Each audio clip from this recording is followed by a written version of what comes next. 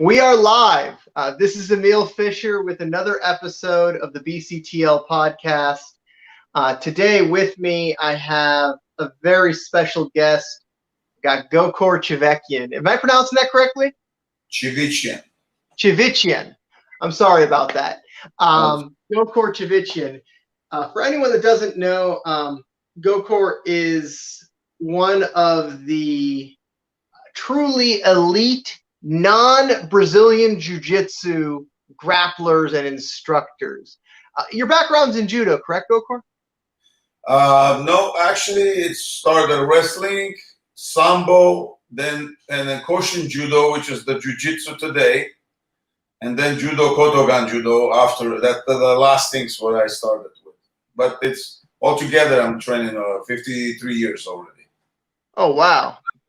Yeah, and also did over 25 years Brazilian Jiu-Jitsu here too when I come to America. Who do you train Brazilian Jiu-Jitsu under? Well, everybody come to see me and train with me, and then we just exchange techniques. It's not really we have someone to train me Jiu-Jitsu. There's no difference what I have and what they have. But what they teach me the rules a little bit, what the rules there are and stuff like that. So that's what I learned. Now, was it last year or the year before you did Masters Worlds and you won in your age at the black belt level? Yeah. I won 4 world title in grappling and the gi, no gi stuff. Yeah, we're just 20 years after 20 years, I'm not competing. So and everybody asks me, well, how are you going to be if you're competing very good Brazilian black belts and jiu-jitsu and stuff? Many questions that people ask. So I say, I don't have to tell you. I'll go and do it and I show you. So that's what happens.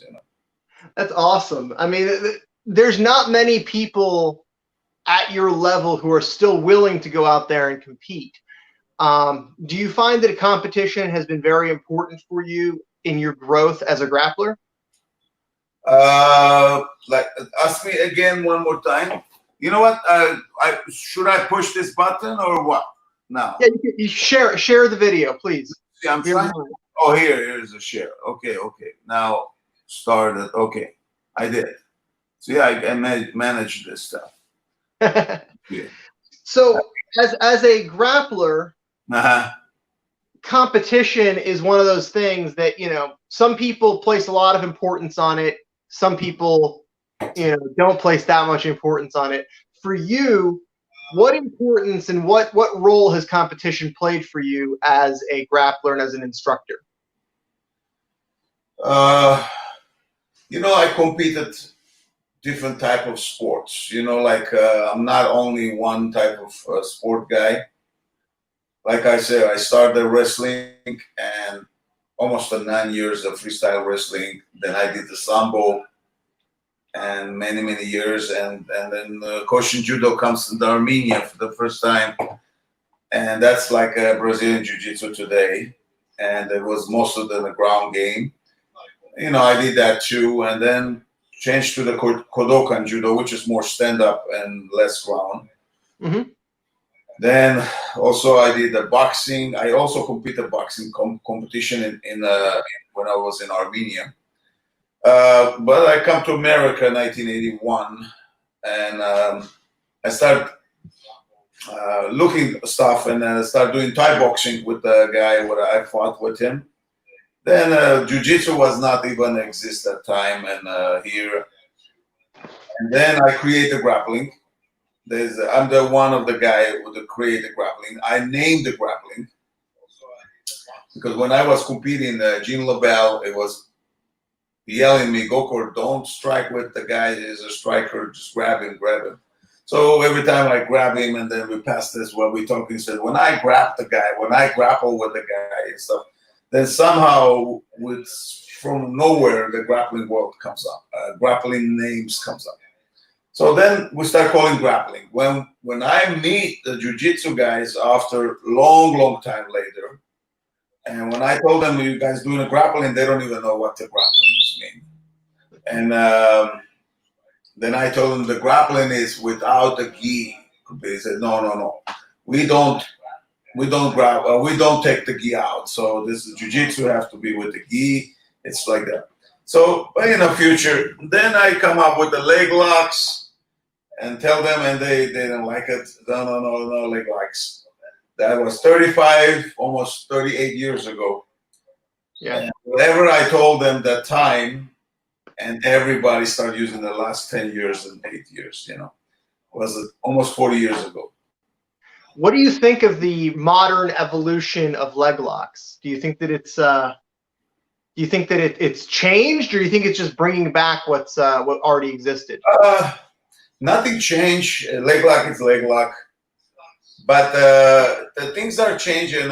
People start using the legs, using more of the time leg locks now, because now they understand it. What I was telling everybody was 35 to 38 years ago. They understand. Oh, Gokor was telling about this in 35, but the new generation, not even 35 years old. So most of the guys understand that there was approximately my age, or maybe a little younger, older. But they start giving to their students what they didn't understand 35 years ago. But I'm glad to see that, and the people finally understand it, and we are happy to. I'm happy to helping people. I'm a coach. I think every coach in the world has to help everybody, not only your student. Help everybody. Why not? The people appreciate it. Anyway, people write me all kind of stuff. Thank you, and I feel good. I feel good because I do something good for someone. For sure. I mean, it's amazing to see the amount of impact that you can have. I mean, there's been videos that I've personally seen that changed how I did techniques, and that I wound up winning a competition from people I didn't even know. Do you find that right now, because of the fact that you put out a lot of content into the world, that you're helping a lot of people? Ask me one more time. I'm so sorry. I hear you, but I didn't understand. I'm doing. Tell me. Do you find that right now, because of the fact that everybody's stuck at home and is learning from the internet, yes, that your content is reaching more people? I'm always now or before. It's always I got over 200-300 mail every day. Like people asking me important questions. People ask me very stupid questions. Everybody writing things, and I cannot really sit down and talk to everybody.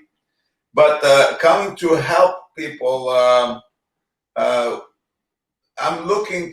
Lots of people, they find a way, they zooming, or they put it on the technical part and stuff like that. Too many people do that now, and which is great to help people.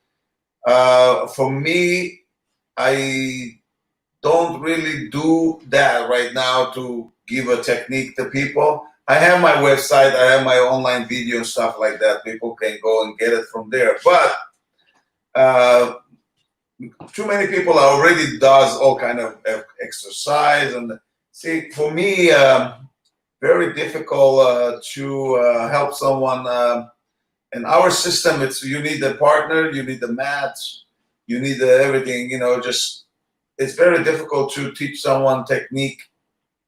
Then he's gonna be say, "Oh, great, a nice technique, but let me use my wife," or they're supposed to have someone in some place. If it's a stand-up things, and there's a different, but our system is a lot of grappling, a lot of rolling. You cannot roll in a carpet, or you can if you want to, but I don't know. Too many people already does that, so I'm looking. It's pretty much enough for people, But I'm in my way. If I can help someone, why not?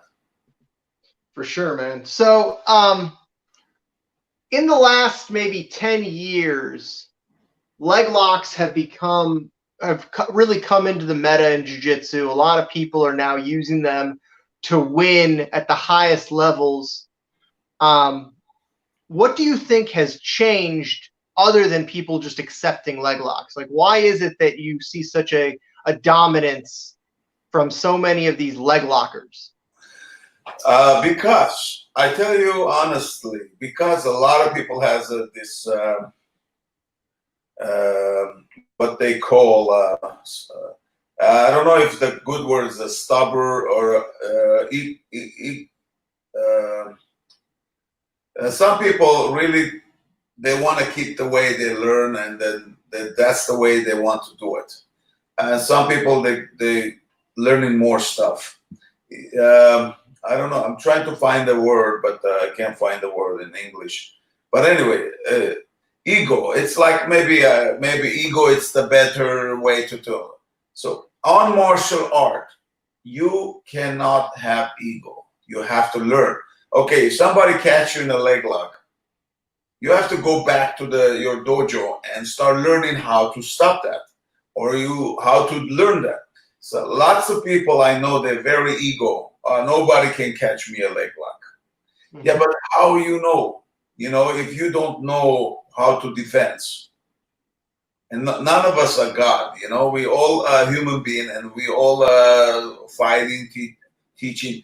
But if we don't know something, then you have to learn. Like I learned last year when I decided to go compete the world game in Brazilian Jiu-Jitsu. I don't know too much the rules. When I start competing, I was kind of don't want to do stuff they don't allow it. You know, like I'm passing the guy guard. I got the guy in my his legs in my shoulder. From there, I normally catch and choke everybody else in my school. It doesn't matter if it's a younger black belt, Brazilian Jiu-Jitsu, or older. It doesn't matter. I got like 15, 20 guys, the Brazilian Jiu-Jitsu black belt here. They're like 20, 25, 30. There's some of them world champion. They're competing. When I grapple with those guys, it's not winning or losing. I give them so much hard time, and they always say, "Sensei, you should go fight. You should go fight." And so I decided last year to do it. But what I'm trying to say, when I'm passing the guard, I choke everybody. I got a couple of different techniques when I pass in it, and the people think I'm working on a pass, but I'm basically working on a choke. Mm-hmm. So, and I didn't know the time when I was competing. I 1 minute I want to do that, but then later I say, if I do it and they say that you cannot do this, then simply they're not going to let me compete. So we will go EQ. So a lot of things I want to do it, but I don't want to do it because of the rules things. And until I go, and then I ask people, I said, "Can you do this?" They said, "Yes." I said, "Well, now I know, but that time I didn't know." So things like that. What I still learning, and the rules are the most important things. And same thing, how the way I learning, the people have to learn the leg lock like that. If somebody catch you a leg lock, you don't know how to get out of there. You don't have to have an ego. Just go and learn how to do it, how to escape. Not because you learn you're going to stop everybody, because that's not only way to help you, but at least you learn how to escape, how to do this, how to do that, So that's why I say, don't be ego, guys. It's just learn everything. I'm learning everything after 53 years of training. That's amazing. It's amazing. Now, you had one MMA fight, or at least one sanctioned MMA fight. Yes. No. MMA fight, I explained to you. Some people asking me the time when I was competing on Japan is mostly like Shuto. Yeah. The Shuto time, the invitational, go there, win, and make some money and come back. They consider as a world championship, and they consider as a professional. But before even that, when I come to America, they got the underground thing, so I go fights and stuff like that. You put money, they put money, you fight. I end up almost 2.5 years of fight almost every week. That time, there is no MMA, there is no holds bar, there is nothing. There's nobody fighters. There's no fighters. That the people coming to fight down there, they don't know nothing about it. Like I go there and 10 seconds later I come out. I was a European champion, world champion. I was many different arts, come from Soviet Union. I was Soviet national team. I was a very good athlete, and these people are coming against me, and they are nobody. You know, like I was beaten very quick. We got even the people are coming like from kickboxing, coming from Brazil a lot. But that time I don't know nothing and no styles and nothing. But that's conserved for me. It's a long time ago. Then I went to Shuto, and the Shuto started. I never done anything else after that. Then what happened is, as when the UFC comes up, Yeah. I tried to enter the UFC. It was my. I was so happy to enter that, but I don't want to talk about what happened. It didn't happen. So they don't want to the same stylists that go against each other. Most of them, they want to make a good name out of the jiu-jitsu, which is I understand it. I have a conversation with a lot of people about that, and they say right now it's very popular. The karate, the very popular kickboxing, most of the striking stuff. But he said we have to show the world that grappling is important, jiu-jitsu is important, judo is important. And but before that conversation, it's almost like 8-9 years. I was telling the guys how important to do grapple, how important to take someone down, how important to the fight in the ground. But the time when I wanted to do it, it didn't happen, and I was supposed to wait until the time comes up. But what happened is actually my business get bigger. The time 1991, I started my dojo, but before I was teaching too, but I couldn't teach and compete on the same time because I was not only competing Shuto, I competed Judo Championship, I was competing Sambo Championship, I was going to Olympic in 1988 almost, and I was supposed to go back and forth in Moscow and different places in Russia to test who's the Olympian and everything. 1984, my Olympic, it didn't happen because I win my matches. I took the number one. I come to the Olympic in '84, but then Moscow is boycotted to come to Los Angeles, which is I lost my Olympic game. I lost my Olympic game in 1980. I was so young. I competed with someone a very experienced, and he beat me at 1 point, and he comes to Olympic gold medal. But 84, I was the one. Then boycott 88, I was the late citizenship. You know, there is a big history on this. All the newspaper and everything wrote it down, all this stuff, you know. But I couldn't compete in 88 because I was supposed to go represent Soviet Union, but United States just give me special invitation and ask you can stay on the United States and we'll put you in Olympic. So I changed my mind because I live in the United States. So I said, why not? That's better for me. And I moved it to it. And then, but give me citizenship. But and then later we find out that we have to gain point to go to Olympic. So they trying to push me a legal way to in because I was number one that time. But didn't happen. So basically, I couldn't compete from Soviet Union. I couldn't compete in United States. So there is a history in there. I'm talking about this as judo. Yeah. And the Sambo don't have Olympian things, and Sambo I competed all the time and win the world championship even when I was a young boy, you know. So Sambo is easy to win. It's like Brazilian Jiu-Jitsu. Sambo World Championship is not compared with the Judo World Championship. It's completely different. If you are number 10, not number 1, number 10 in Russia, and you go to World Game and you are world champion. So that's the way in, I don't know in the Jiu-Jitsu, if you're number 10 in Brazil, you easily become a world champion, maybe. I don't know too. But it's Brazilian Jiu-Jitsu, it's very hard too. But it's not compared with the Judo World Championship and the Brazilian World Championship. It's way big. It's Brazilian Jiu-Jitsu. It's a lot more easier to become a world champion than Judo, because what the Judo is doing, every person comes from country number 1 guy, the weight division. So you having 7,500 people on your division, and everybody come from a different country, number 1. And sometimes world championship, 2-3 guys are coming from one country. They are like almost like number ones. So you have to compete with those guys. This is very difficult. And so you think that as far as the grappling arts, judo is going to be the toughest to compete in? The judo, it's the most toughest. If you come to the world championship, yes. Olympic, yes. It's a bit. But some people ask me which one I like, judo or jiu-jitsu. I like both.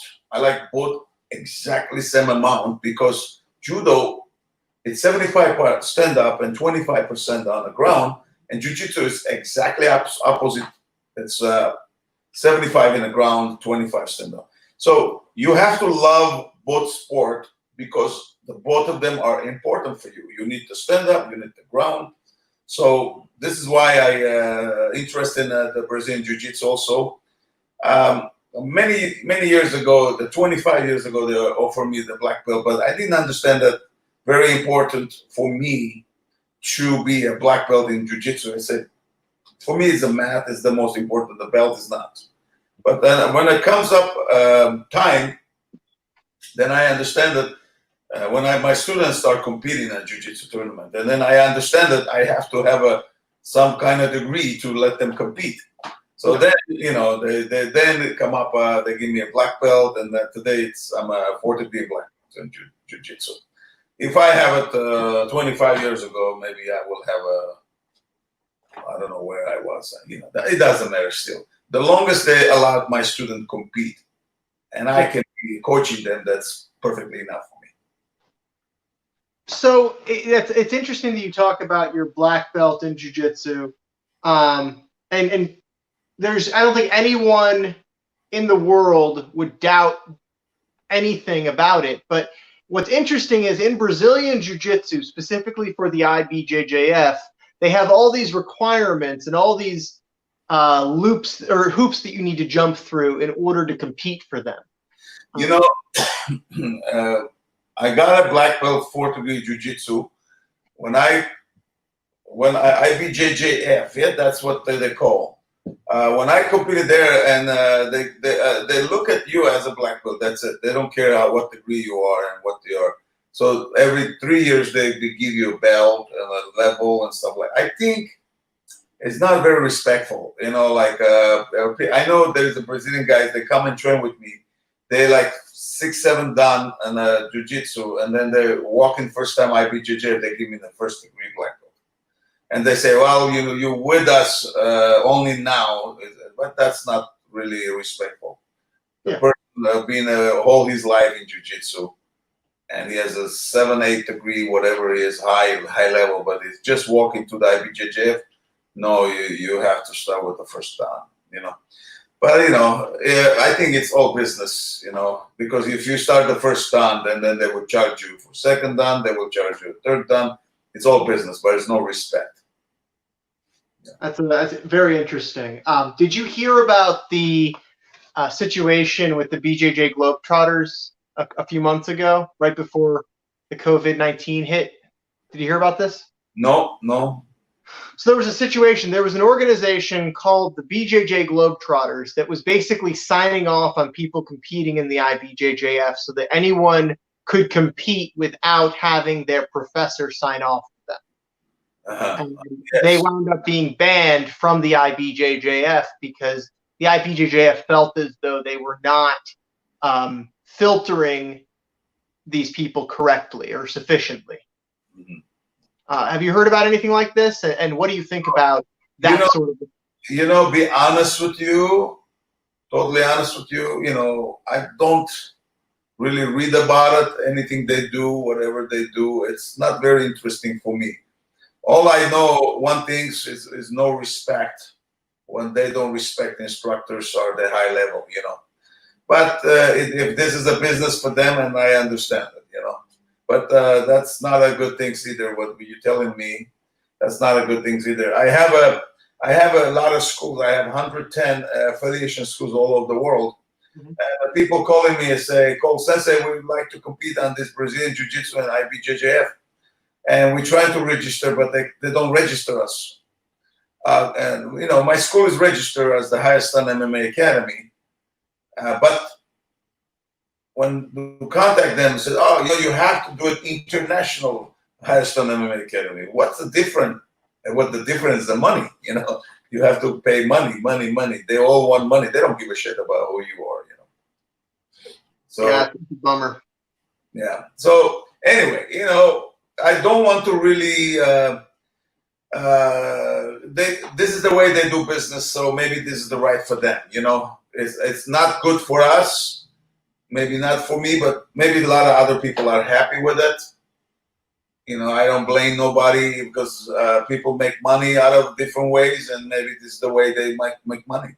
And we cannot complain about that too much. All we can say with the honest way, that's not a good way to do it, but maybe it's good for them. For sure.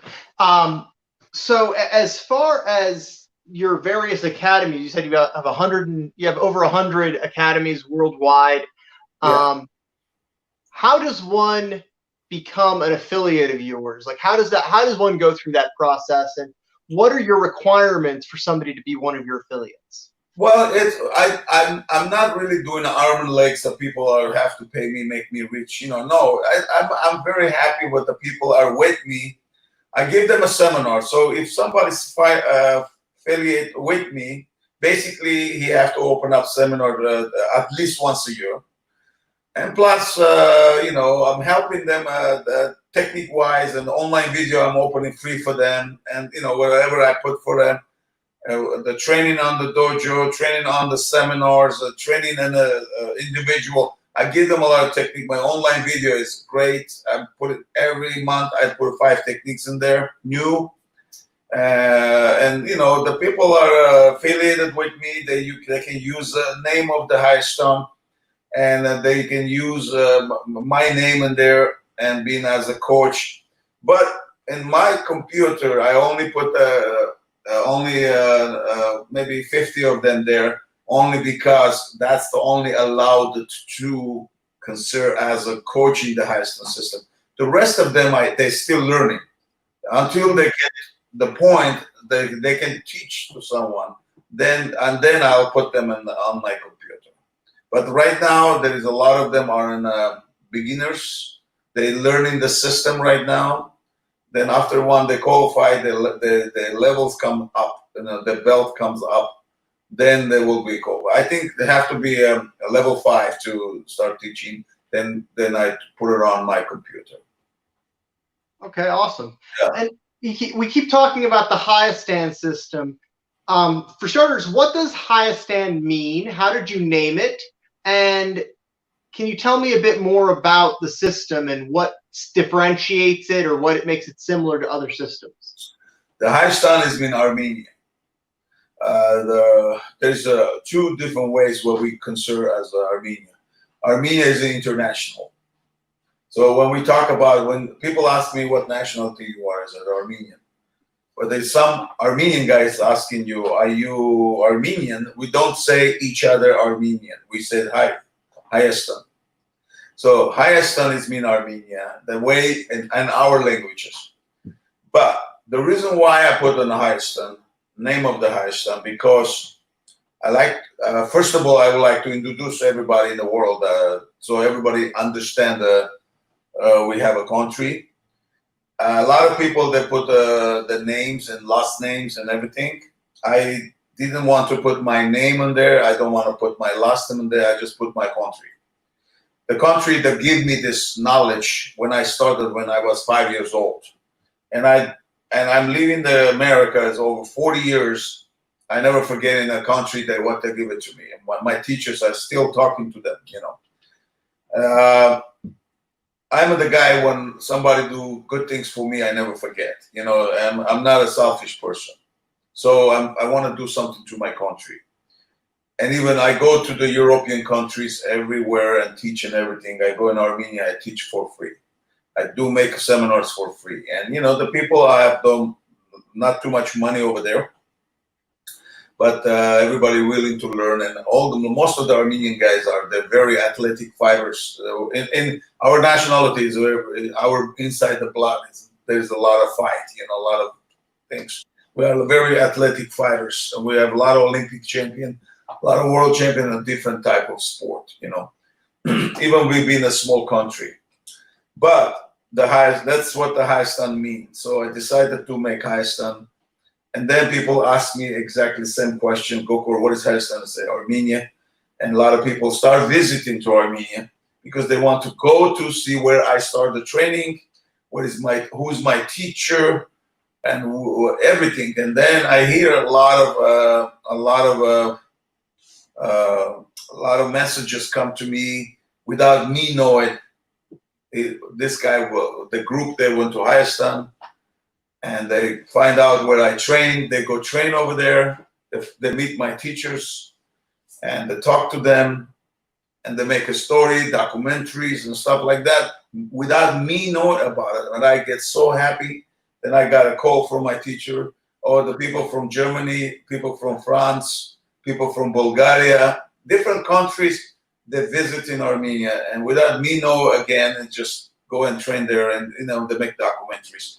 And that makes me happy because I can put my name like everybody else. I can use it, but everybody know who I am and everything. But I want everybody to know what the Hayastan, So that's why I did the Hayastan MMA Academy, Yeah, I know that Armenia has has produced a lot of MMA fighters, a lot of really high level combat sports athletes.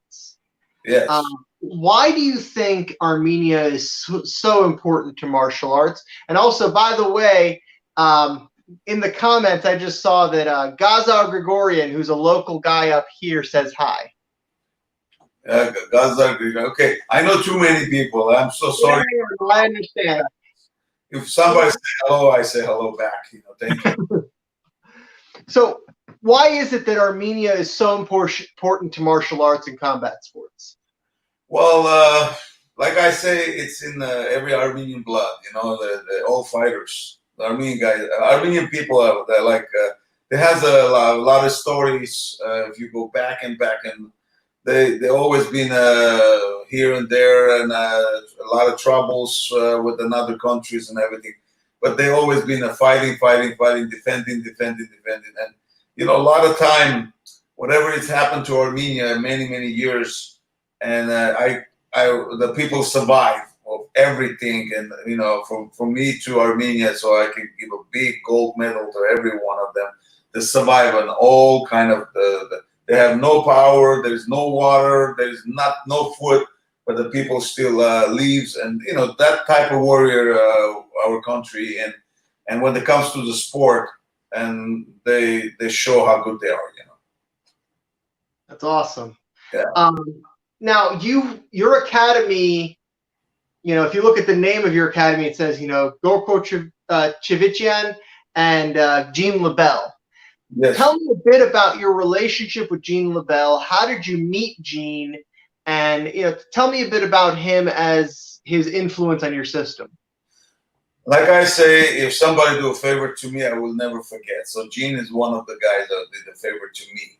So when I come to America, before 4 or 5 months before I come to America again for compete the world championship here, so I win.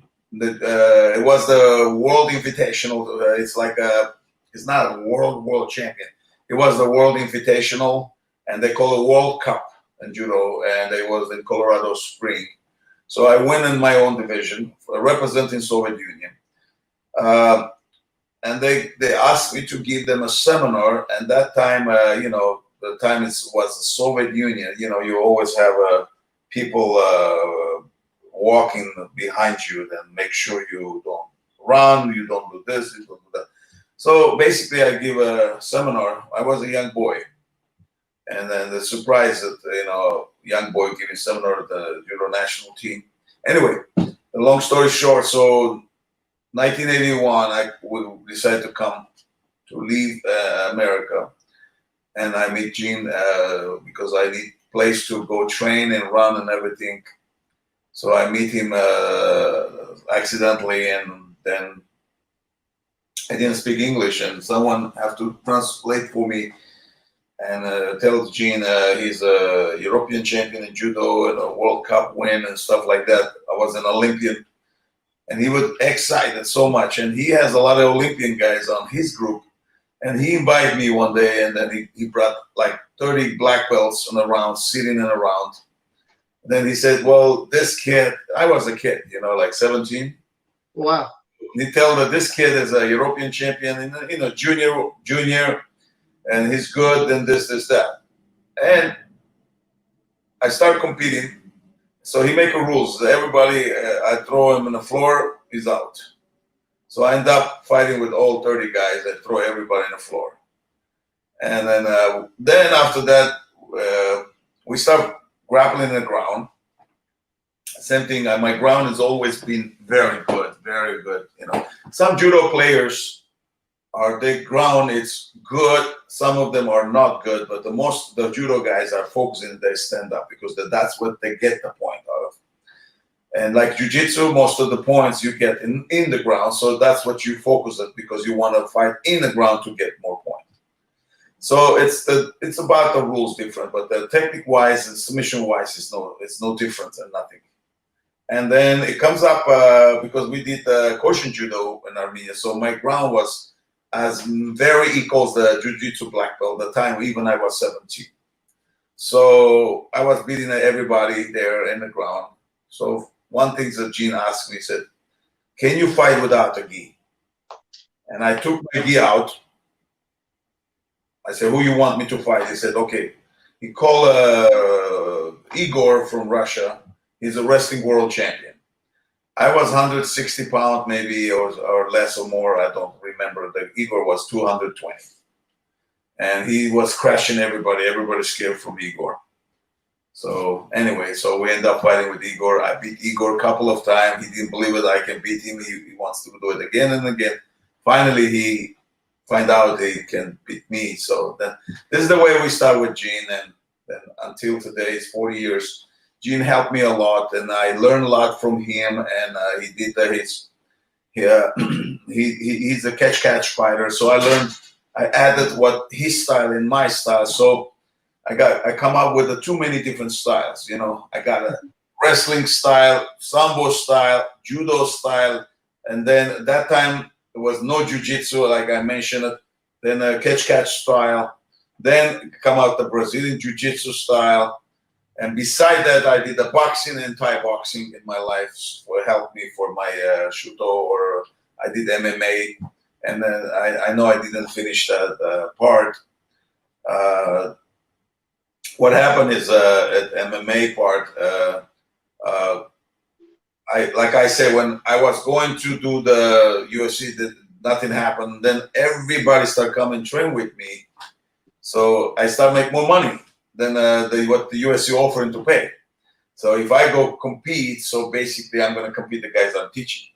So it was 90% people come and train with me. So if I mention names, almost everybody I can tell you. So then after that, this things comes up, a new federation stuff like World Federation. So basically they choose only champions, nobody else. And if you're not champion, you cannot enter there. So they come up for like $1 million winner and stuff like that. So I was the first time to sign a contract. So and then after that, we started the competition, and then I understand that there's no money in there. There's a lot of things are going on, so I pull myself out. But after that, they give us a deposit, and where they want the deposit back and everything. But after tournament finish, all the champion comes to the Bill Maeda, and then he beat everybody, and they offer me, okay, whatever deposit you have, you can keep it if you fight this guy as a super fight. So I was not ready at that time because I didn't start not training anything. It's passed a long time. So 1997, that happens. So we end up to fight together, and it was not difficult for me to beat him. And then it happens, just one more time happened. Then one thing is I stop after that, but I should continue. But there is the problems we have in healthness and stuff like that.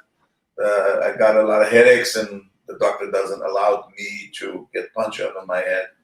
But I didn't listen. And I wish I was continue because I was young, so I should continue, but I didn't. But anyway, the life is go away, and then I come a teacher, make lots of champions, lots of good names on the UFC, every Bellator, everywhere, and I'm happy I did that, and I still doing it. Yeah, speaking of your UFC fighters, I know that you have done quite a bit of work with Ronda Rousey. Yes. How did that come to be? How did you start working with Ronda? And for you, I'm assuming she's probably one of your most accomplished students. Am I correct? Well, not one of them. Yes, one of them. Yes, that's true. Not the 100% only her. No. I teach Ricardo Parisian, Manny Gamburian. I got too many UFC fighters like Karen Darabidian, Savak Makakian, Roman Mikichin, all those guys, Sarkis Chebichian, my cousin. Yeah. They all be my students in all the UFC. They competed. And some of them did very good, and some of them did not that good. But, that's the way everybody else. You have 200, 300 students. How many? All 300 cannot be good. So only a few of them can be good, and that's what we have. But all of the guys I mentioned, they did a good job. They win a lot, and of course they lose too. But if question comes to the Ronda mom is a very close friend of me, and when I was in the national team in judo in the United States, and she was the national team also at the same time. The Ronda is not even born that time. And her mom know how good I am, and always we go like New York Open, US Open. I win a lot of championship, and she was always telling me, hey, Gokor, when I have the baby, definitely I want to come and train with you. So we have a conversation that time. We was very young, and then Ronda born, and they live far from me. But she started doing the judo with some other club. A lot of my friends, they also national team, and she trained with them. Blinky, and I think the Blinky was the first coach for her. A very good friend of mine. And then when the Ronda started get 10 years old, and my academy started booming, like we've been there like 15, 16 years of the champion, the whole United States, and as a team, Heston MMA Academy was a killer team. Everybody hate us because we beat everybody. And the Ronda was there, and then also lots of national judo national champions and national players they come and train with us. We got like almost 45 black belts on a round, and a few collar belts in there. There's nothing like that you see any school, even the national team. You don't see 45 black belts in all one place, So, so Ronda was training with us and training with all my good guys, my all black belt. Not only Caro Manny was the icon, there was a MMA fighter, but as come judo, I have too many champions, too many people, two good ones, best ones. So she trained with all these guys, and she grew perfectly. And then also, she also trained with other people too, and I don't want to take that over from other people. But as come to the grappling, she trained grappling only in my school and now nowhere else. So the team Heston system is very strong of his takedowns, because we use a lot of sambo, a lot of judo, a lot of wrestling. That's all together combined, it's 50%. Another 50% is on my system, as Heston system. So I work myself a lot. I think about a lot. I spend too much of time to create my own system, create the way I want it. Look at this. Olympic judo champions world champion jiu-jitsu, black belt jiu-jitsu, Brazilian jiu-jitsu, they come to the UFC, they can do nothing. Even the judo Olympic champion cannot throw the way the Caro Parisian throw, or Ronda Rousey throw, or a Gamburian throw. And when a Caro walk in the UFC, everybody mouth is open like, wow. They never see anything like that. Why Caro can do that and the Olympic judo champion cannot? Yeah. This is the system of the highest. So this is what I work so much, and I put lots of hours to create this. So my fighters do all their technique without the gi, but the special way of how to grab it, how to do it. And until today, it's a lot of secret for other people. They still don't understand it. Even we teach a lot, the Caro teach a lot, and a lot of my students are teach a lot, but they still don't understand. You know why? Because it's timing. It's a timing, and people don't understand that, because you can learn the technique, but you cannot learn the timing. You have to know how to time, when is the good time, how to do it. And maybe some people are doing the wrestling, judo, sambo, they will understand what I'm talking about. Oh, yeah. Other people don't. But that's the way it goes. You know, that's what the higher stance system is stronger. Not only stand up, not judo. A lot of people, they're talking about higher stance system or Gokor Chusha, and they say, oh, it's judo. No. Yes, we have judo, but we have sambo, we have grappling, we have wrestling. We have our creation of another 50% on top of all this, the higher stance system. So that's what our system is stronger. And also come to the ground, we have no problems. Come to the leg lock, we have no problem. Why we use the leg lock a lot? Because other people are weakness. See, if I fight someone and I know he stand up, it's no good, what I'm going to do, I'm going to throw him. If I know someone gives the armbar very easy, he doesn't know how to defend, I will catch him an armbar. So as people know, they know everything, but they don't know leg lock. So that's why we attack more in the legs, because that's other people's weakness. And a lot of people that think we do very good leg lock, but we don't know too much of every other things. As much as we know the leg lock, then we know every other things as much, and even maybe more. You know.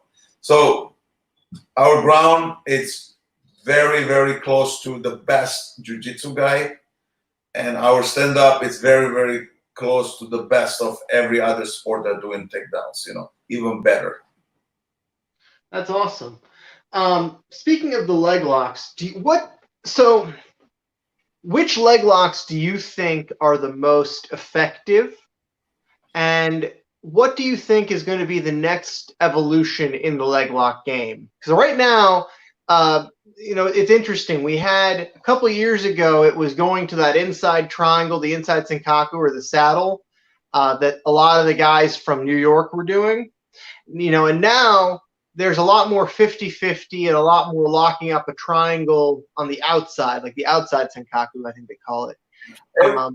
Every year is going to change things. That's the life. The life change. People get more smarter. And a lot of teachers comes out. A lot of people has ideas, and which is very appreciable. Everybody's teaching it, and I love every teachers and they're teaching, helping other people. I think the next movement that comes, I don't know if you hear about. I did a little bit leg lock stuff for BJJ Fanatic. I explained that new things are coming out. Mm-hmm. And you will see in the future, all these things will start. The people are going to change the way a little bit, because what I don't see a lot of people do. Some people start doing it; they're doing a good job, but lots of people they're doing heel hooks, but they're completely doing wrong. But still works, because the other person don't know how to escape out of it, and it works. But sometimes if you know how to escape out of it, then it doesn't work. But the way I teach that techniques on BJJ Fanatic, and also a lot of them, I have different ones. I have it in my own online video in my Gokor.com site. And those things are the future coming. Like I said, 35, 38 years ago, the leg locks are very important. And I'm telling you today, guys, there's new things I teach BJJ Fanatic and on my online video on Gokor.com. Just go purchase some, then watch, and little by little you will see new things are coming. And then if you do now, then basically you will learn now. If you don't later, then you're gonna say, "Oh, I wish 5 years ago I looked at something that it's gonna be popular in the next couple of years, and you will see it." Beautiful. What do you think of guard pulling as a strategy? I know that there's a lot of people that are excellent at stand-up that think that guard pulling is a terrible strategy. I'm curious what your thoughts are. I'm thinking the same way too. Because every sport I am training, I'm not only training for tournament, I'm training for the outside the self-defense. Pulling guard, it's not a self-defense. Actually, you're going to kill yourself if you do that in the street. Okay, well, I understand in maybe jiu-jitsu tournament, it's okay to do it, and because you don't know how to fight in the ground sometime, stand up, sorry, then you want to fight in the ground. I understand that that's your side of you want to win the match and everything. There's nothing I can say. I cannot tell you you're doing wrong. You like to do that, then do it. But if your reality, if you're the policeman, if I have to go and teach the policeman, I will never teach the policeman pull guard. That's basically it's a suicide. Mm-hmm. And then also pull guard is very bad if you have more than one person. If you're on the ground and you want to fight two guys, it's terrible. What I say, pull guard is leave it for the BJJ tournament. When you got mat, when they got the referee, you don't get killed. So that's as a tournament, that's okay. But every sport I study, first things is for me to survive, self-defend yourself in the street. So the most important for me, you stand up good, nobody can take you down. You take them down if you have to. You must know the striking. You must know, like in our school, that's what we do, Even you're doing judo, you're doing grappling, you must at least once a week do the striking team, do the striking. And some of the striking team jump to the grappling and learning how to do grapple. So for me to know as a complete art, it's MMA, it's the complete art for me. I think the MMA is the answer of every jiu-jitsu and judo and wrestlers, everybody else, is you do. But if you don't like somebody punch you, you don't do MMA, but at least if you're doing jiu-jitsu, you're doing grappling, you must learn how to strike. You never know what happened on the street. How are you going to take care of yourself? If you're doing a jiu-jitsu, it doesn't mean you're safe. So you be safe only if your hands are good, your defense are good, then you understand that you're a complete martial arts, so you can take care of yourself. So awesome. That's what I say to people. Now, you mentioned multiple attackers, that pulling guard is not good for multiple attackers. Is there a martial arts system or a methodology that you recommend people to learn if they want to deal with multiple attackers?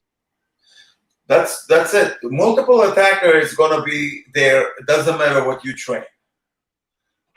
If you can keep yourself standing more, if you're standing good, takedown is good. If your takedown is good, that's when your defense is good. And at the same time, you do your hands, you do boxing, kickboxing at the same time. I think you got a lot more chances to defend yourself than a pulling guard. And a pulling guard is a suicide. Right. Awesome. And then the other thing I was going to ask you about, you were talking about, your system that you're going to be releasing on BJJ Fanatics, and we've talked quite a bit about leg locks. No, actually, they already released. They're selling it already. They have it. They have it over 2 months or 2 months, I think. And then they're still there. The reason I mentioned this, not too much of the business give it to BJJ Fanatic or anything. I just explain most of you guys, there's new things are coming. You love leg locks. That I make only leg locks there. I explain what is the new things are coming, and in the future you will see people doing it. Very simple, very small things. You do heel hook, your hands are touched together like before, and a lot of times slippery. Some people stretch the leg and pull down and slippery out and stuff. I teach you different ways to do it. Once you grab it, then doesn't matter. They pull forward, they're slippery, doesn't matter. You're still gonna get it. So something different. And then if somebody will see that, then copy it and say, "Oh, I made this." Like most of my leg locks that people think they know it, they create it, but that's okay. As long as they're helping other people with that, and I make some money, and that's okay with me. Do you think that the rules against leg locks in competition are valid? Like, do you think that, for example, the IBJJF doesn't allow reaping or heel hooks? Yes. Do you think that those are good rules? Do you think they keep people safe? It's a good rules if you don't want your leg get hurt. You know, you don't want. A lot of time, what I don't like, to be honest with you, they say, "Oh, ripping is bad because your knees this." What you're talking about, the armbar? If somebody catch you on armbar and you don't tap, it will break it. Everything is break it, my friend. You know, like heavy submissions, they don't allow to do the heel hook, but they allow to do the toe lock. What is the difference? Toe lock is a heel hook too. You know, sometimes I think people are putting the rules on the, but I don't think so. They understand completely what is the heel hook. And I know I teach a lot of Brazilian guys. They come and train with me. Like I said, I mentioned, I have a lot of good friends. They're black belt. They're teachers. They're 5th, 6th, 7th down in the jiu-jitsu. They're all training with me. I ask the questions. I say, why they don't allow to do heel hook? Oh, because they're scared to get meniscus cut. And I said, we in our school we do. People are 5 years old, 8 years old, and we do all the leg locks here. That's what I learned. When you do sambo, it doesn't matter what age you are. You have to learn how to do straight leg lock. In sambo, they allow to reaping. They don't allow to do the heel hooks, but you can put the legs on and do the straight leg lock. Which is that, at least they should allow that. Okay, I understand heel hook, they don't allow that, but the putting a leg on top, they should allow that. It's not dangerous. As dangerous as toe lock, it's a lot more dangerous than putting the leg on top. But anyway, I asked them about why they allow toe lock and they don't allow the heel hook. They said they don't understand it. And then I showed them. I catch them a leg lock, a toe lock, and I move it a little bit. They said my knee is gonna blow out now. I said, yeah, you see, it's the same thing. But the people are putting the rules that they don't understand. That's what the way I'm thinking. You know, they just put the rules that let's go. This is safe, and for people, maybe it's safe the heel hook for them, but ripping is not that problem.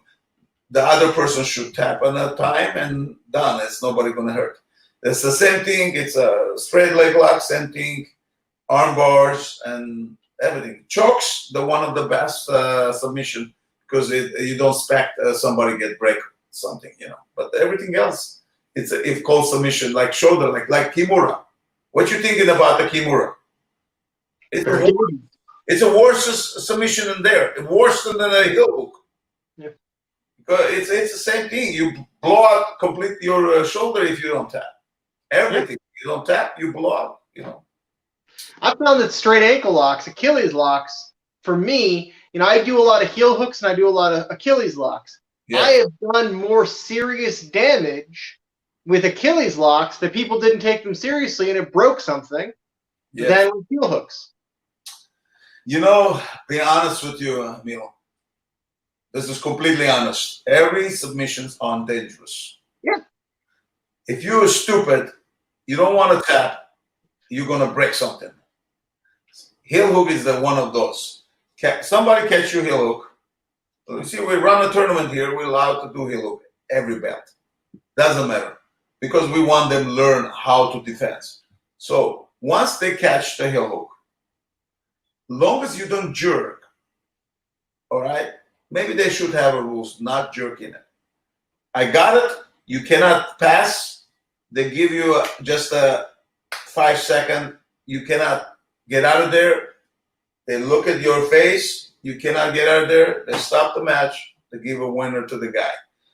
If you know how to get out of there, you get out of there. If you don't know how to get out of there, the guy got very close, and you can stop the match in a 5 second. If they jerk, then you can stop right away. They don't allow them to do jerking. To not, if you want to say, but think about if you're in the street, if somebody catch your heel hook and break your leg, you don't know how to get out of the position. What you gonna do? Like I said, everything else we do. Simply, we always thinking about not only a tournament. We're thinking about it's also competition and it's real life in the when you're in the street, Still. For sure. Yeah. Now, you were mentioning that you have this competition. I know that there's a tournament that is affiliated with you in Fredonia, New York, the Highest End Grappling Challenge. Yes. How did that come to be all the way in New York? And tell us a little bit about that. Well, like I said, Fredonia, it's affiliate school for me. The Highest End Grappling Challenge we did in Germany, we did in New Jersey, we did in New York, we did in Los Angeles, we did in North Carolina, everywhere. The people, even the Judas, he competed a lot of the Highest End Challenge because they allow the leg lock, and the people love leg locks. They always, they always like to participate in our game. But look at today, the Eddie Bravo does a tournament. It was a whole leg lock. Look at the Abu Dhabi. They allow look. What is telling you? If people allowed you to do everything, what does that mean? That's a professional. That's the way. That's what the professional people do. That's what the professional people learn. So Highest End system is the professional way to do grappling. And the people are doing the grappling and you can do this, you can do that. That's an amateur type of grappling for me.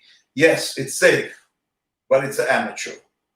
When you're coming to the open everything you can do, that's basically what we do it over 40 years in this country. And last 10 years that they start consider as a professional way to compete, but that's what the Highest End system is.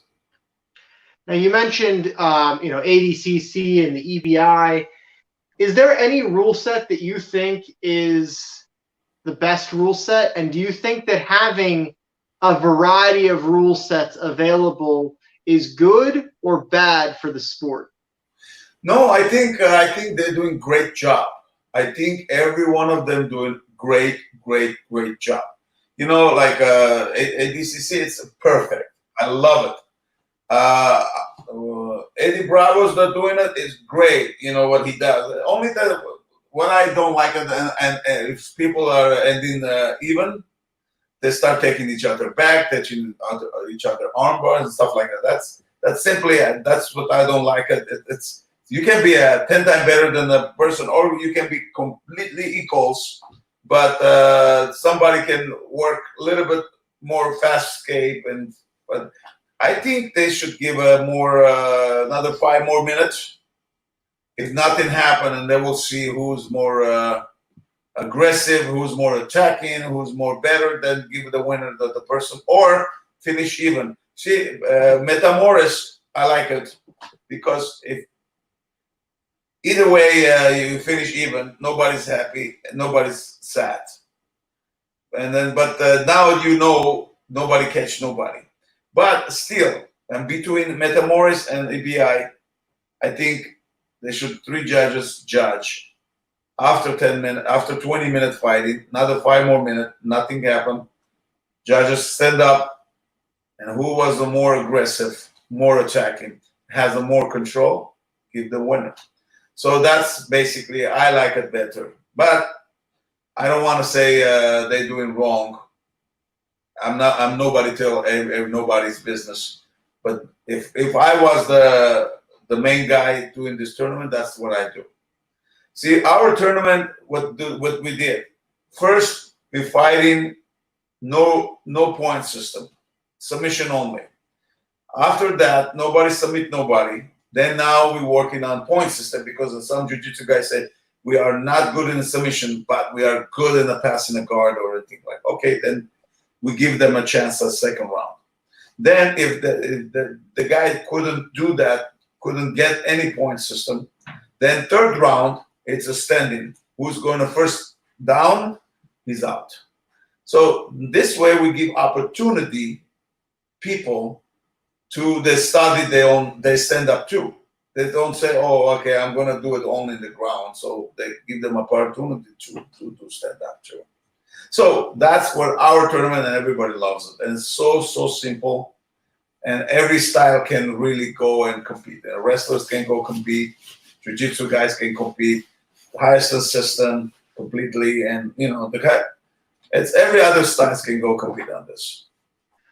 Considering the fact that you've been training for, or you've run your program for about 40 years and you've been training for even longer, yes. I would consider you to be a quote unquote old school grappler. What do you think of new school techniques like barambolos and the new inverted guards and worm guards and things like that? Do you think that those things are evolution, or do you think they're a step backward? No. Everything is good. Longest it works for you. Longest it works for you.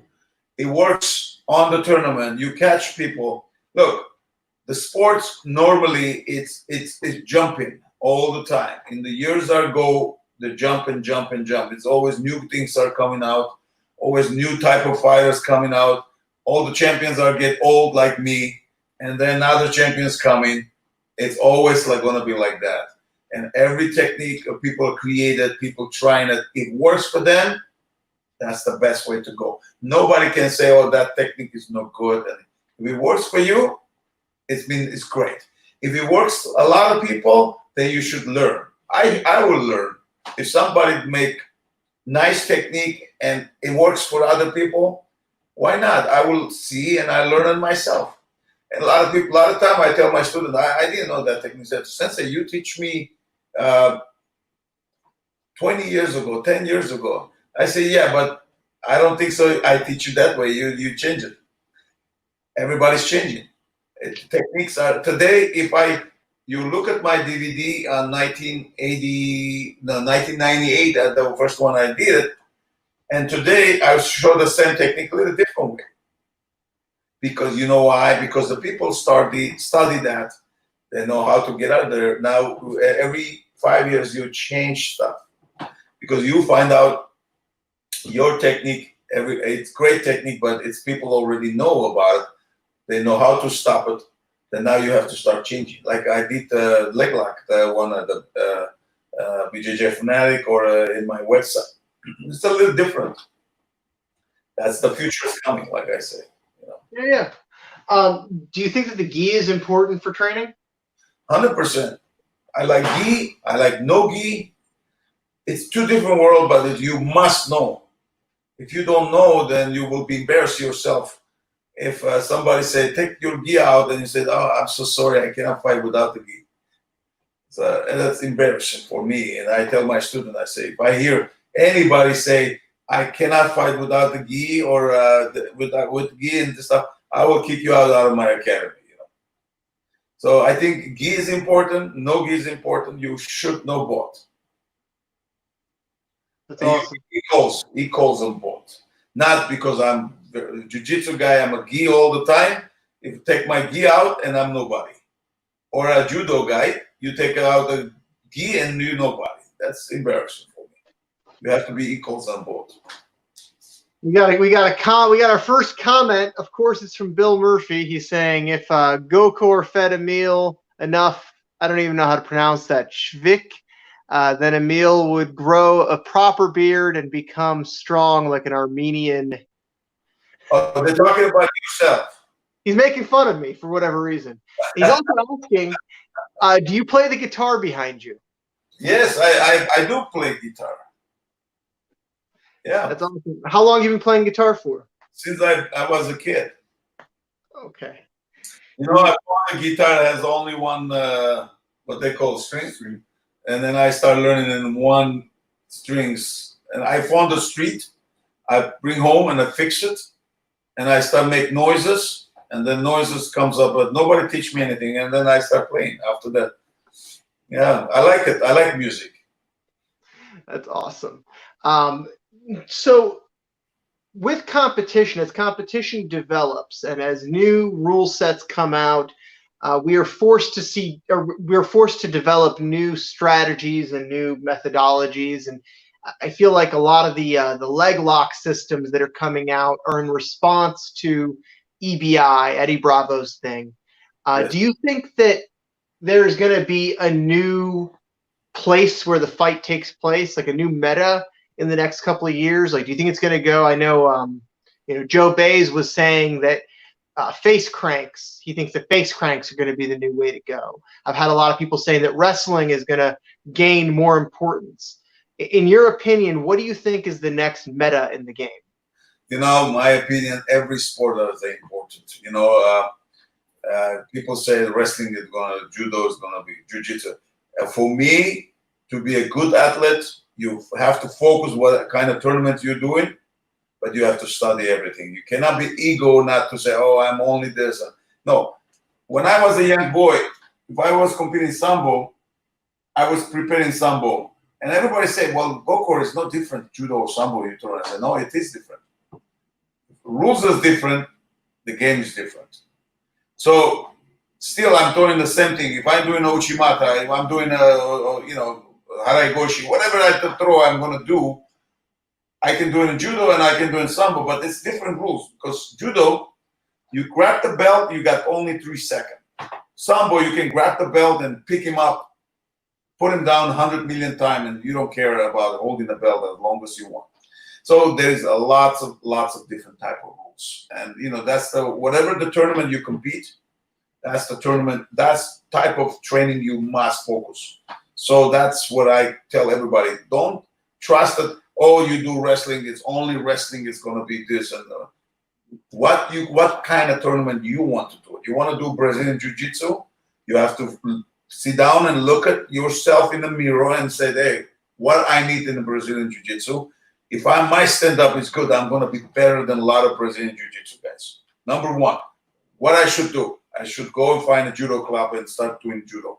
And my stand-up will be great. And when I go to the Brazilian Jiu-Jitsu tournament, and not too many people will take me down, I will take them down.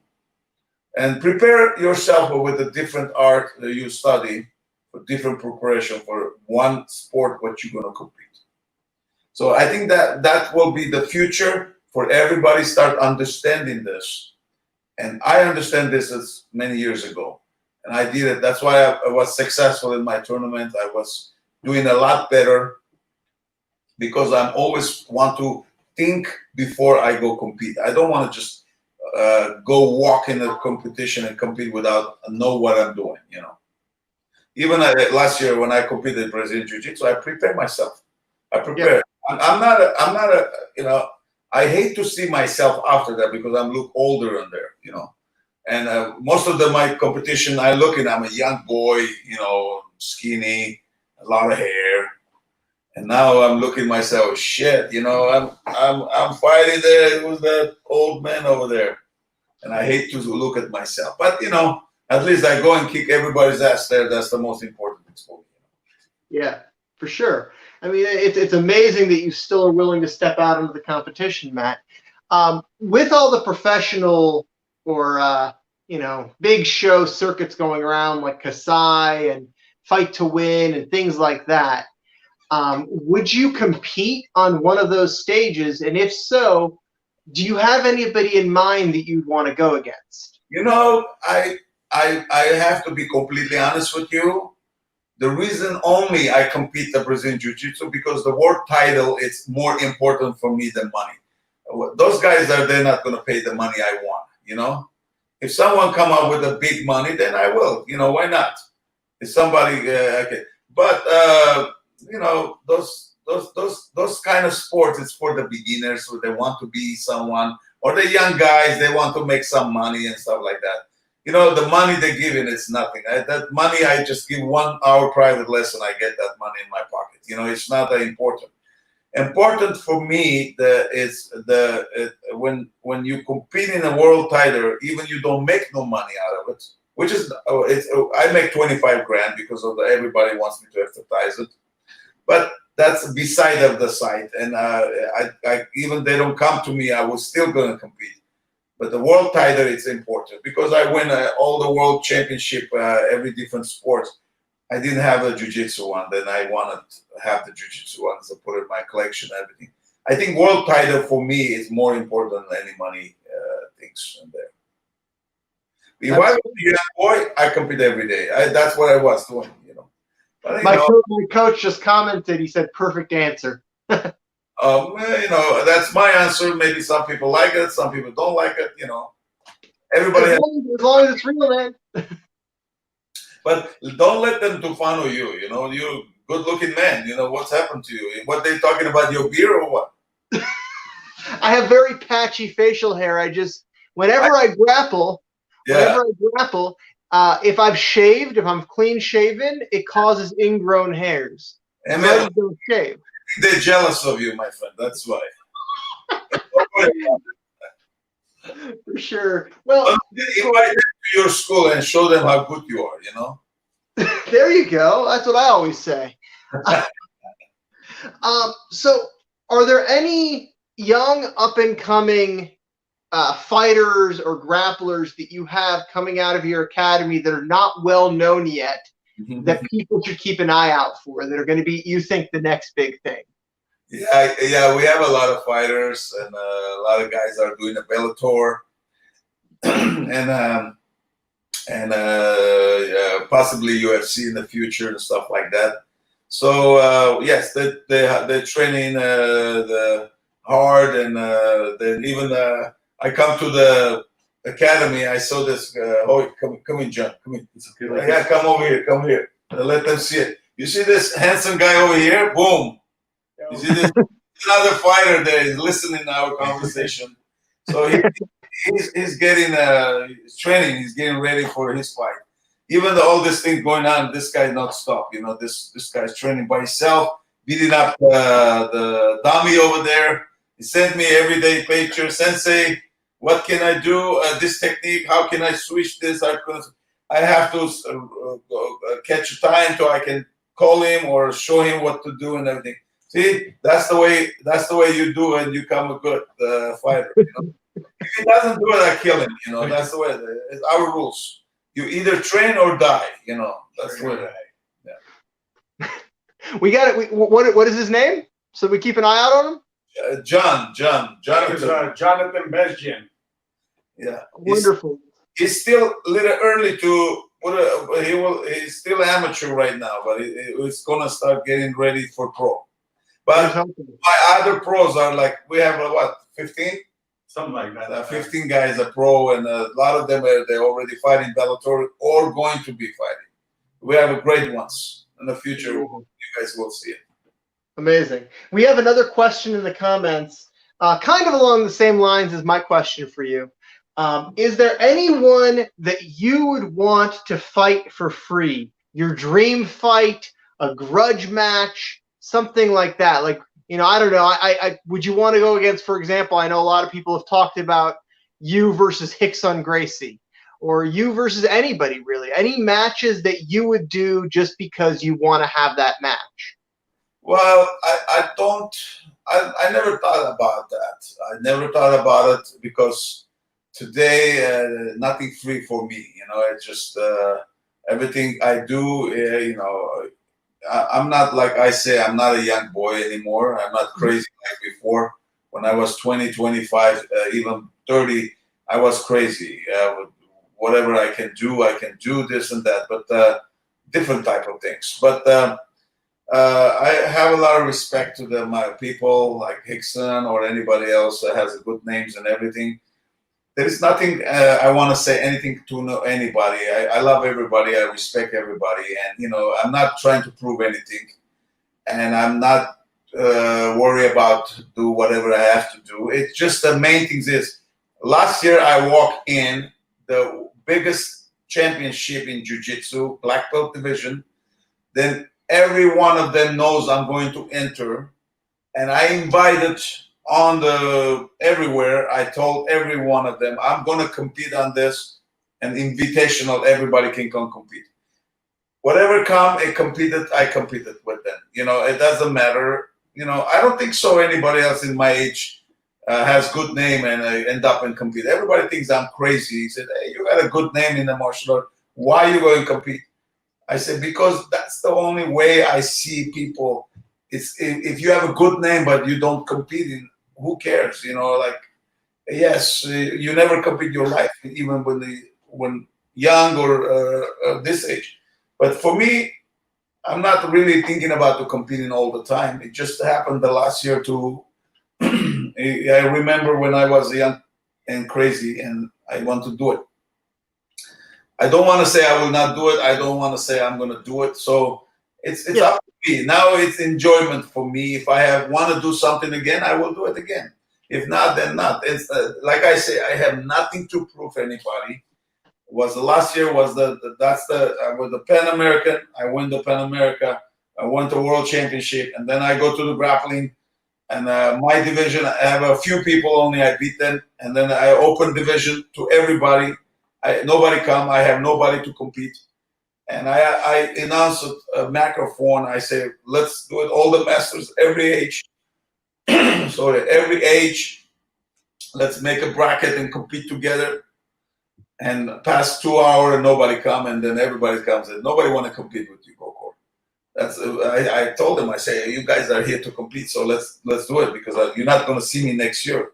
I'm here, and nobody wants to go. And a lot of people, they know me, they come and they say, no, Gokor, nobody want to compete with you. Not a monster or anything like that. It's just a game. I was there to compete. But anyway. Huh? I said, you are terrifying. I don't know what I am, but I have a lot of respect to all the name guys, I don't want to, people was talking about me and Hexen many years ago, and then this and that. But look, people talk a lot of things, and just what I know, and stuff like that. It was many years ago when it was happened. It will be great, but it didn't happen. So right now we're old. We are teachers, and we are not the fighter conservative. And now the people have to respect as a teacher to come and learn something from us. We can teach them. We can make them world champions. The young guys, they should worry about that. We've got another question in the comments here. The same guy that was asking about your, would you fight for free, and that question. He's asking, do you have any funny stories of when you were young and crazy? Funny stories. I got a lot of funny stories. Young and crazy. I was. When I was a young kid in Armenia, I was on the street, and I don't want to nobody pass on that street. Anybody pass on the street, I have to beat him up, and that's the way it is. Another things was every time my brother's telling everybody this. My older brother, I make a list on the house today when I go to school who I'm going to beat him up. So that was but you know what? The good things, I was a kid and I'm crazy. I don't understand it, but at least I understand that I beat up the bullies. I always put the bullies' names in there. Not someone nice and good kid and stuff like. Always say, okay, this kid is beating a lot of kids, and I'm going to beat him up. And I mention everybody's only bullies. So when I was a kid, I didn't know what's happening or what's going on, and I will not let my student or my son do that. The time, but I was doing when I was a baby. But that's why the sport was helped me and come down. I come down more. I focus on not to smoke, not to drink, train hard, to go competition, win competition. and stuff like that. This was it. And a lot of people said to me, I said, Gokor, are you going to go compete? I said, no. I never go compete. I said, I'm going to win. That was my things, and always been like that. And a lot of my students, a lot of my friends asking, how you know you're going to go win? Because maybe you're going to lose. I said, there's no way. I said, that's what you have in your brain. And many competition I did, I never lost. I lost a lot of competition when I was a young kid. But when I started understanding the competition, then when I understand that MMA, and not MMA, like professional, I always prepare myself and I always go for winning, not competing. So even that last year, everybody said, Gokor, I hear you're going to go compete. I said, no competing. I go win. That's the only way. That's the strategy I have from the kid. If I'm not ready, I will never go anywhere. That's an awesome answer. One last thing I wanted to talk to you about, because we're nearing that hour and a half mark, and I wanted to, you give me a lot of your time today, and I really appreciate it. I have a lot of time. After this, I'm gonna start training again. I train in 1 hour before then, and then now when we finish, I'm gonna do the weightlifting now, because I'm weighing myself. I was 8 pounds over. And I don't like to see myself 8 pounds. I like to see me the skinny, like always, During this coronavirus time, yeah. How is your academy? How has your academy been surviving? And is there any advice that you would give to people that are coming back or that are that are returning from the quarantines? Because there's a lot of things that are opening up right now. Share some of your wisdom on that subject, on what people should be doing. I survive because I save lots of money for myself. But and I own my academy. My academy is 13,000 square feet, and I'm on the building.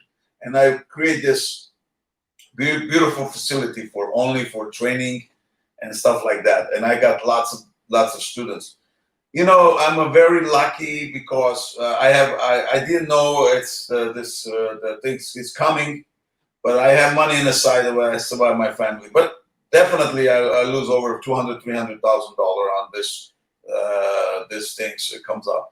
But the main things is I don't know what can I say to other people and what other people prepared, because this is like an earthquake. Nobody was expecting this going to happen, But I don't know what to say to other people, and I'm thinking about start little by little, start moving on. Like next week, we have a small group coming, and we're gonna start a little training, but far from each other. Everybody has a mask, and we're doing a more physical training. And my other instructors are work for me, so that I told them already. They start calling their students a little by little, a small group, and they'll do the physical. No grappling, nothing yet. But another 15, 20 days, and possibly we'll see what happens. But definitely, everybody have to start training. Everybody out of shape now, and even the parents. I wrote it to every parents. They welcome to no charge. Welcome come in to start training with us for a month, because I'm sure that a lot of parents they eat, sit, do nothing, they gain weights. Even I training, I gain 8 pounds. So I don't want to do that. So we're gonna. But other people lost business. I hear a lot of people closed down the academies, and a few of my affiliation schools they closed down it. And I feel bad for that. But they're gonna reopen it somewhere else and stuff like that. I don't know. But for me to tell them what to do will be wrong, because I don't know their living, how much money they have, and what they thinking about to do. Everybody has a different type of mentalities and about this. But it's only things. It's almost done, guys. If this is like a war, like a World War III, and basically you have to fight for survive, and even you lose money, don't care about that. And as long as you stay with your family, you stay healthy, take care of yourself, eat clean as much as you can. Just don't think about business at the moment, but it's coming. Everything is open and reopening. If you can keep your academy and everything, that will great. And you know what else I like to tell? People are working, and if you can help academy, your monthly payment, pay them. If you can do that, you save the academy all the expenses they have. Pay them some money, help them. Some people are very selfish. They're still working and they love to train, but they don't help the academies. I'm not mentioning about my academy, but other academies, like help them, pay your tuition at least a month or two. And this way, when you go back to academy, I have a few people that did the donation to my academy, but of course, I'm gonna do something for them. Like when they come, I'm gonna give them a free gi, maybe full grappling clothes and something. Because first of all, respectful, they did that because they're trying to help, and this way you know who is really with you and they really want to help you, and it's appreciable, very appreciable. Maybe that you can help your own dojos and help your teachers, academies and stuff like that, so they don't lose the business. Because if they lose the business, then you have to start thinking about moving somewhere else if you want to train and stuff like that. That's what I can really tell people. Nothing else, because I don't know how bad situation they are or good situation they are. But one thing I can tell you, it's almost done, guys. Just be patient. I sure hope so.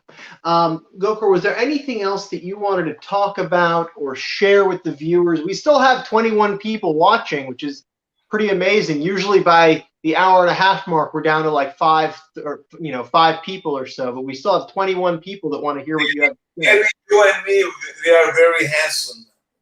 Maybe they're watching, they don't care about what we're talking about, but it's that two handsome guys are talking. Let's watch them. Well, I'm the constant on this. You are the visitor, so it must be you. Oh, you see, I'm old guy now. Listen, what I like to talk about, people, I want to, as we're talking, I want to tell people, go to my website sometime, gokor.com, it's easy. Go to affiliation and look at the affiliation schools are there.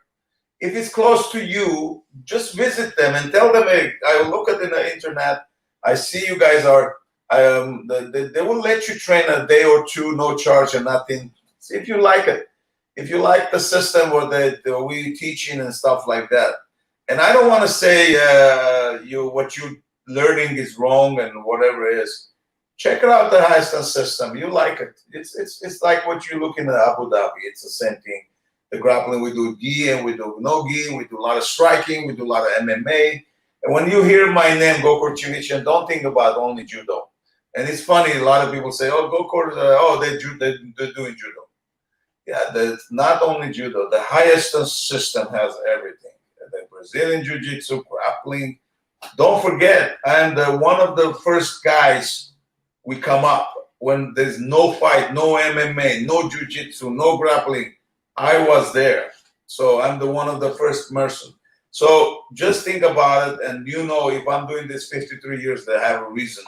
We call it Hayastan system. So go to the affiliation schools. You live in Poland, you live in Germany, you live in United States, different countries. See if there's something close to you. Visit them, train with them. And also, if you want something, write it to me and I can answer you. Or there's a video I just created, the online video. I put it on a monthly payment. I put it on a daily. You can buy and watch. Every month we add in 5 new techniques. I put in the seminars on there, everything.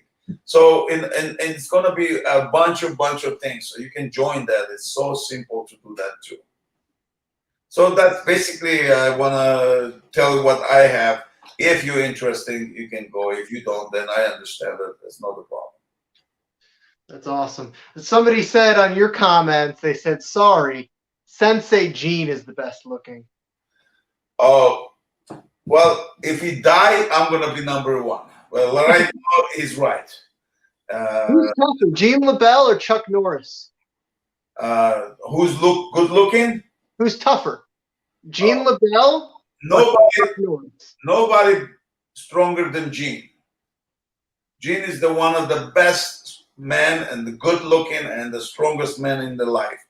When I grow up, I'm gonna be exactly like Gene. Amazing. He's a great man and is the toughest man I never seen in my life. I'd love to have him on. I'd love to have him on the podcast sometime. Yes. Well, right now it's when I come to America, first time I meet him, he was lying down, hands like this. 3 people attacking him. They cannot roll one side to the other. He's just lying like this, and nobody can move him. And every time he put his hand, and the people tapping, crying, making screaming. I never see anybody tougher than him. Amazing. We all get older. You know. Let me tell you, the guys, take the opportunity. And now when I'm looking at Gene LaBelle, I feel bad because one day we're going to be in his age too. Today he cannot teach anymore and stuff like that, but he has lots of knowledge on here.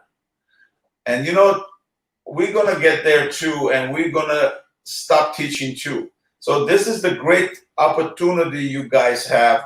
Me and any other guys you think in the great. This is a good opportunity. Come or go, learn, train with them. Because when we get older, we are not going to give you any knowledge anymore. Now we can move, we can teach you something, we can help you. All the young guys, this is the beautiful opportunity for you guys. Take advantage of us, learn and come stop by and learn stuff, because maybe in the future it will be late, So I'm looking at Gene and I know it's too late already to take a lot of stuff from him anymore. It's done. So take that opportunity. Don't lose that. That's awesome, man. Yeah, I mean, Gene LaBelle is one of the originals. I think he was the first American MMA fighter. Yes. And long time ago, and he fought the boxer. And he has couple other fights he did. And I don't know why they don't publish it. And maybe those guys, they don't want him to publish it. But he has it even before that too. Yeah. But he's always been he's always gonna be the legend in his life. We all love him. Yeah, Gene LaBelle's the GOAT, man. Yeah. He's my coach in America. I got a lot of different coaches from Russia, from Armenia. When I moved to America, he's the one helped me. He's the one helped me the fights, and he been my corner. And we put the money. I have no money, and Gene put the money for me. He said, "Gokor, if you win, you took all the money. You pay my money back. If you lose, I don't want my money. We lose together."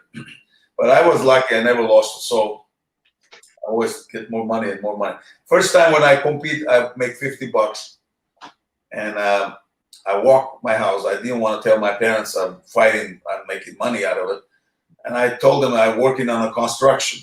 So and then for $50, and the first time in America, I make money out of it.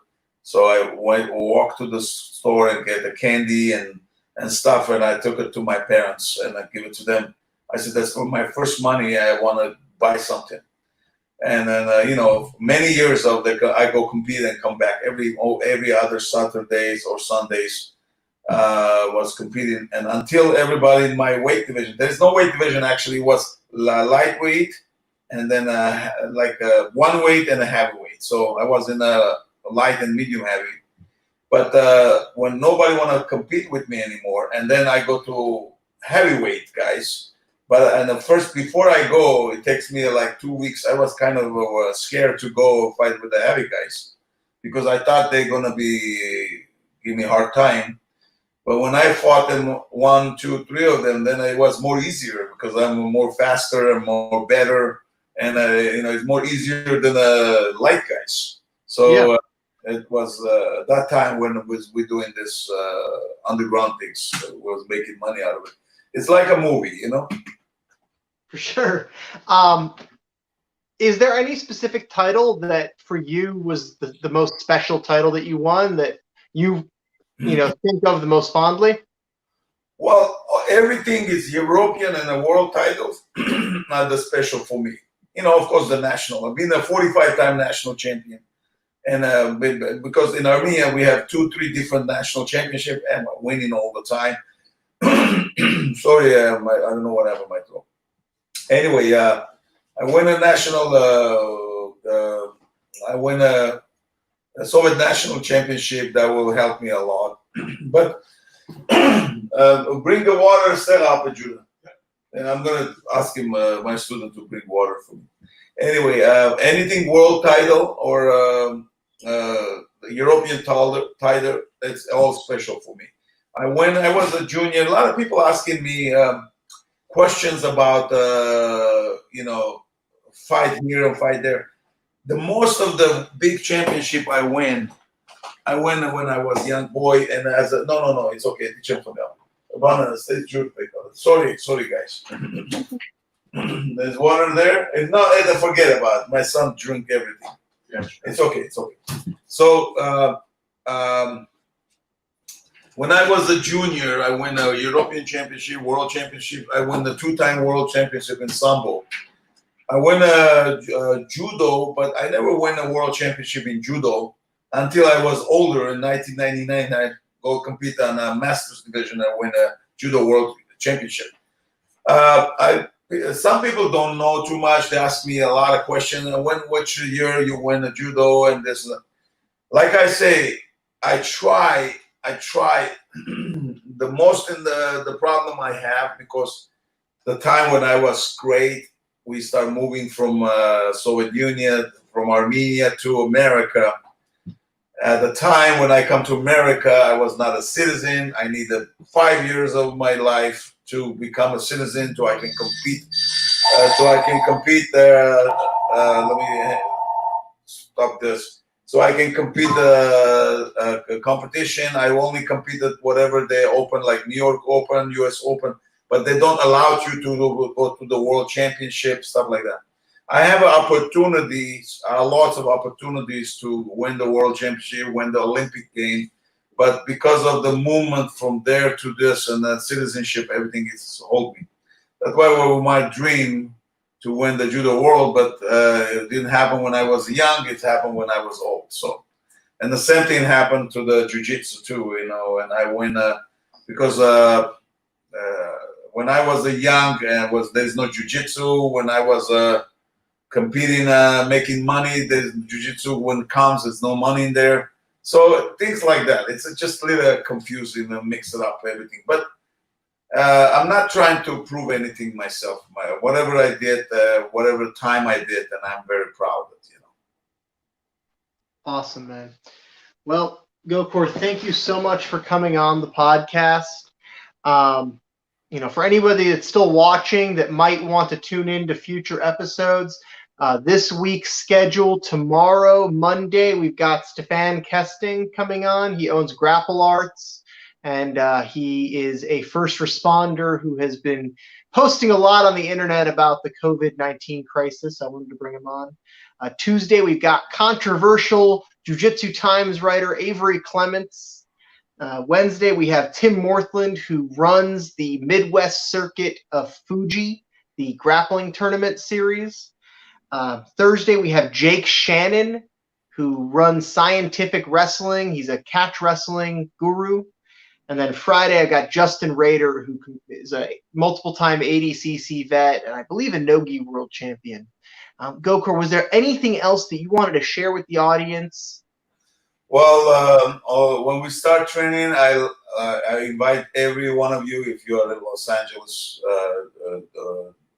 stop by and will be my guest. And just stay healthy, and there's nothing much. Stay with your family. And the one thing is happened, this virus just comes up, and the people start stay with the family together, and they understand the quality of the family. The most of us Armenian, we love our family. We always together, and some of the guys I know, they I talk to them and I want to almost choke them out, and they say, "Oh, I didn't see my dad almost 5 years or 10 years. I didn't see my mom in this much." We don't understand those kind of stuff. As a culture we're coming from, if I don't talk to my mom or my dad at least once a week, or I don't see them, there's no life for me. And that's the way we are. It's very hard for us not to see our parents. The most important. At least one thing is people relax a little bit, stay home a little bit, spend a little time with the family and everything. And this is the kind of a lot of bad things, but at least there is a few good things in there too. But at least those type of people, they don't see their family. They start to see more and spend time with them. The families are the most important things in my life. And I want you to be in your life too. So because if you lose your dad, you lose your mom, they will never come back. So spend as much as time you have, and with your brothers, everybody else. But it comes to the sport, like I said, don't worry about guys. Everything is done almost, and you're gonna go back to training. Welcome to our academy when you're LA. If you live in LA, stop by and stuff like that. So I don't know what else to tell you guys. I don't know what you want to hear from me, but anything is, I think we talk about some of those things. If you left something, then maybe we can do it some other time and again. But and that's why we have questions, and you can ask any questions are there before we finish it. You got 2 seconds, 3 seconds, 4 seconds. If you don't, then we're gonna stop the conversation, and I wish every one of you the best in the world. For sure. I'm just taking a quick look, Gokor, looking at all the feeds that we got running, seeing if there's anybody else asking questions. We got one question from Mike Bentley. He's asking if you're going to defend your world gold status, the IBJJF gold status that you won. Yeah, like I say, for me, it's not very important. There's nothing to defend or nothing to do. I'm not here to prove anything to anybody, But if I get crazy like last year, then why not? I will do it again. But for me, I have no, like I say, at the moment, for me, I got other things to take care of it. When I get free and then I think about to do it, why not? If, like I say, for me, the winning the last year, it's important to be in my collection, another world championship. But like I don't do that to tell everybody, look at me and look at what I did. It's important. We don't know. The future will show, my friend. Future will show. There's nothing I can tell at the moment. Awesome. Well, Gokor, thank you so much again for coming on this. It was a real pleasure to have such a legend on my podcast. For anyone interested, we also upload the audio of these episodes onto Spotify as the BCTL Podcast. Have a great day. Be safe. Enjoy the weather if it's nice around you. And thank you again, Gokor. LA's nice weather right now. Yeah, I'm kind of jealous. I live in Cleveland, Ohio. It's overcast and rainy right now. No, I just swim in the morning. I'm going to go back to training and go back to swim again. And, that's what I have a lot of free time I have to enjoy. All right, guys. Thank you so much, Emil. And you guys, great conversation. And wish you all the best. And please, guys, be with Emil. He's doing a great job. And you don't have to watch me only. I know I'm the prettiest one, but the handsome one. But look at Emil is doing a great job, and just take care. I watch what he brought a lot of good people in there, and help him out, learn more stuff, and see what other people thinking. Thank you, Gokor. Buddy, you guys have a good day. Have a good day.